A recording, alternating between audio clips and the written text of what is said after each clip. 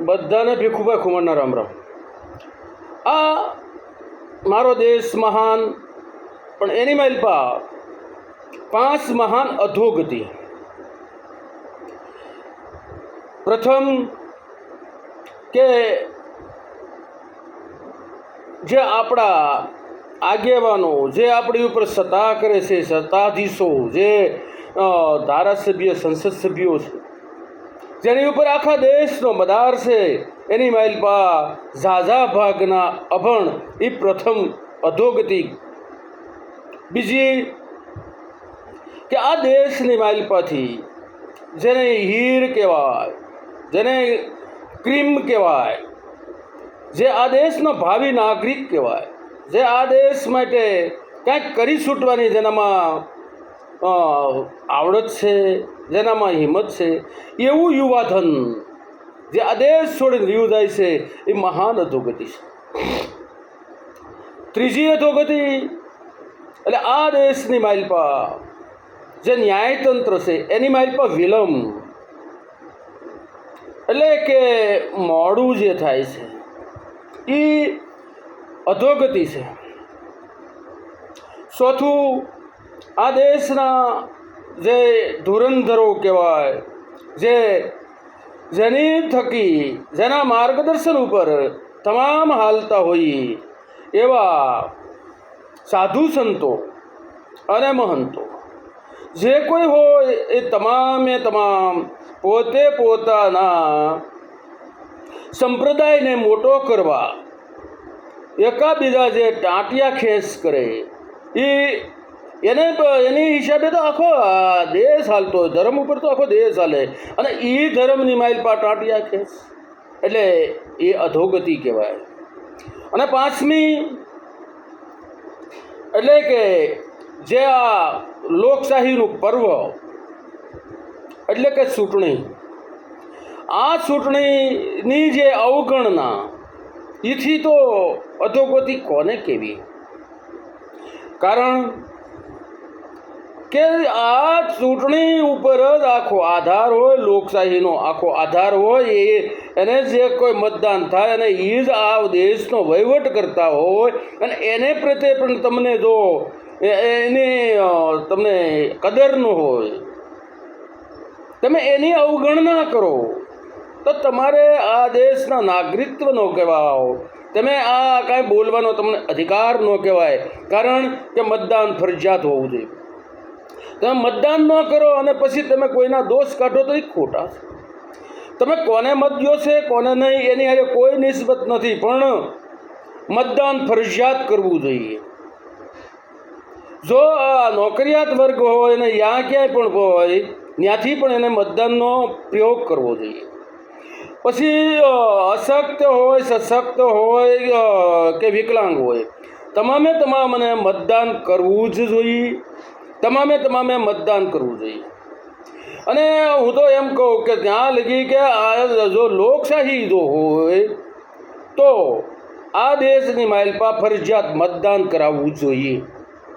મતદાન ફરજિયાત હોવું જોઈએ, જેથી કરીને કોઈએ પણ મતદાન નથી દેવા ગયા તો એને તપાસ થવી જોઈએ. એની તપાસ થાય, ભાઈ કયા કારણોસર તમે મતદાન નથી કર્યું, તો એનો યોગ્ય ખુલાસો લાગે તો એ નિર્દોષ છે, નકર એને સજા થવી જોઈએ. શું કામ મતદાન નથી કર્યું, એનો તપાસ થવો જોઈએ. અને આવી તપાસ થાય ને તો આની માલપા ઘણા રહસ્ય પણ નીકળે.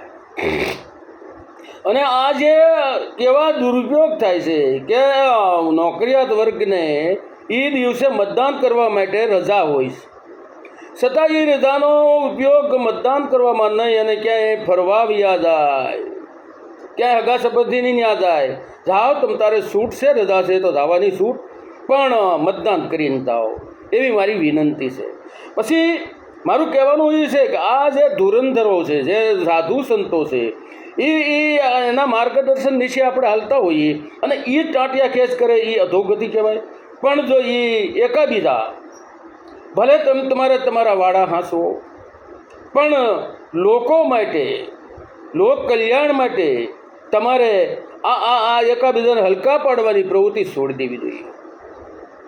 ત્રીજું, જે આ ન્યાયમાં વિલંબ છે, એટલે વિલંબ થાય એટલે કોઈને ન્યાય ન મળે, અન્યાય જ થાય. કારણ કે 30 વર્ષે કેસ હાલે તો ફરિયાદીને ખબર ન હોય કે મેં હું કામ ફરિયાદ કરી હતી, અને એને 30 વર્ષ પછી સજા થાય તો એને પણ સજાનો કોઈ અર્થ રહેતો નથી.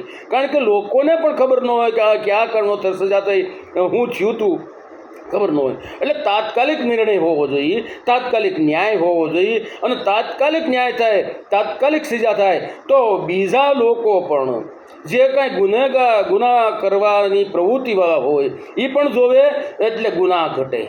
એટલે તાત્કાલિક નિર્ણય હોવો જોઈએ, તાત્કાલિક ન્યાય હોવો જોઈએ. એમાં જે કાંઈ તૂટી પડતી હોય, જ્યાં કાંઈ ઘટ પડતી હોય એની તાત્કાલિક ભરતી કરવી જોઈએ, અને તાત્કાલિક ન્યાય હોવો જોઈએ.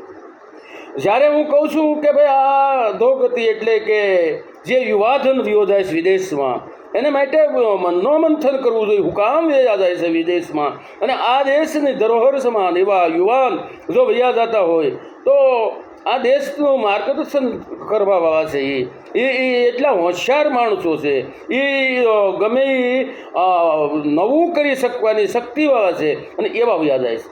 હું કામ વયા જાય છે એનું મનોમંથન કરવું જોઈએ. કારણ કે ભલે અનામત હોય, હું ના નથી પાડતો, એનો કોઈ પણ પ્રકારનો વિરોધી નથી, પણ હું એટલું કહું કે એને તમે જો અનામત આપો છો કોઈ પણ જ્ઞાતિને, તો એવી રીતે જે આ યુવાધન છે, જે હોશિયાર છે, જે લાયક છે, એને માટે પણ કાંઈક વિચારવું જોઈએ, જેથી કરીને આ દેશનું ક્રીમ ન વયું જોઈએ, અને આ દેશનું હીર અનામત રહેવું જોઈએ, અને આ દેશની ઉન્નતિ થાય. નકર આ વ્યાજ આવે તો અધોગતિ.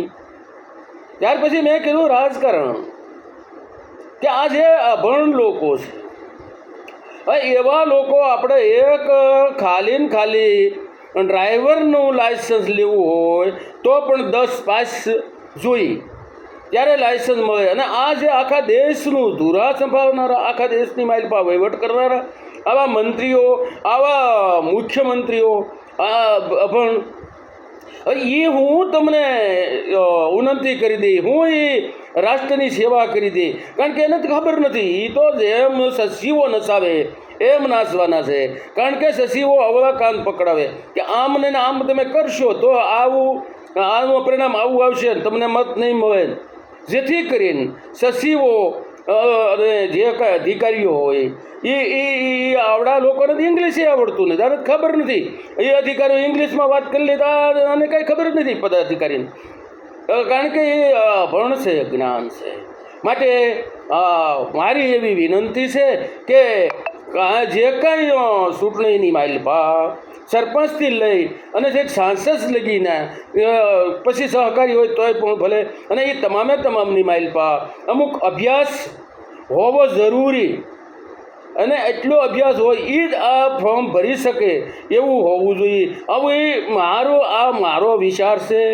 આમાં ક્યાંય પણ આવું લખેલું નથી, આ ક્યાંય પણ છે નહીં. આ બધા જે કાંઈ મેં વાત કરી એ તમામ મારું મનોમંથન છે, મારો વિચાર છે.